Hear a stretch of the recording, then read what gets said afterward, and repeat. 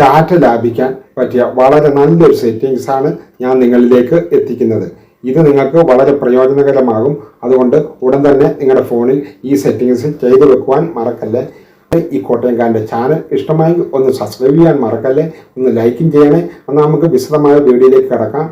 നിങ്ങൾ ഏത് I D ആണോ അതിൻ്റെ അക്കൗണ്ടിൻ്റെ ഒരു ഐക്കൺ ഉണ്ടാകും, അതിൽ ക്ലിക്ക് ചെയ്ത് കൊടുക്കുക. അതിൽ ക്ലിക്ക് ചെയ്ത് കൊടുക്കുമ്പോൾ അവിടെ നേരെ മുകളിലായി ഒരു സെറ്റിങ്സിൻ്റെ ഐക്കൺ കാണാൻ സാധിക്കും. നിങ്ങൾ അവിടെ ഒന്ന് ക്ലിക്ക് ചെയ്ത് കൊടുക്കുക. അവിടെ ക്ലിക്ക് ചെയ്ത് കൊടുക്കുമ്പോൾ അവിടെ കുറേ ഓപ്ഷനുകൾ നിങ്ങൾക്ക് വന്നതായി കാണാൻ സാധിക്കും. അതിന് നേരെ താഴെ ഡാറ്റ സേവിങ് എന്നുള്ളിടത്ത് ഒന്ന് ക്ലിക്ക് ചെയ്ത് കൊടുക്കുക. അതിനുശേഷം നേരെ താഴോട്ട് വരിക. അവിടെ കുറേ ഓപ്ഷനുകൾ നിങ്ങൾക്ക് കാണാൻ സാധിക്കും. അവിടെ select the quality for the every video എന്ന് കാണും. അത് നിങ്ങളൊന്ന് ക്ലിക്ക് ചെയ്ത് ഓണാക്കി കൊടുക്കുക.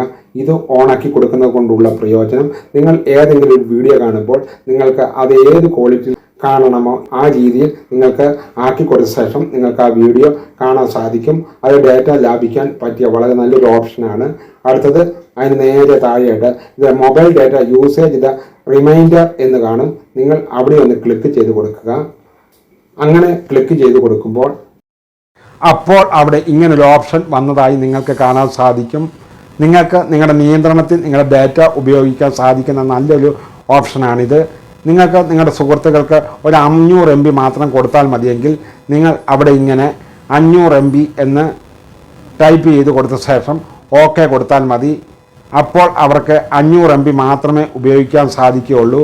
അതിനുശേഷം നമുക്കൊരു മെസ്സേജ് വരും, തനിയെ അത് ഓഫാകുകയും ചെയ്യും. ഈ ഓപ്ഷൻ ചെയ്യുന്നതിലൂടെ നമ്മുടെ നിയന്ത്രണത്തിൽ നമുക്ക് ഡാറ്റ ഉപയോഗിക്കാൻ സാധിക്കും എന്നുള്ളതാണ് ഇത് ചെയ്യുന്നത് കൊണ്ടുള്ള ഒരു പ്രയോജനം. അതെ, ഇനി മറ്റൊരു ഓപ്ഷനും കൂടിയുണ്ട്. അത് എന്താണെന്ന് പറഞ്ഞുതരാം. അത് നിങ്ങൾ ബായ്ക്കടിക്കുക. അതിനുശേഷം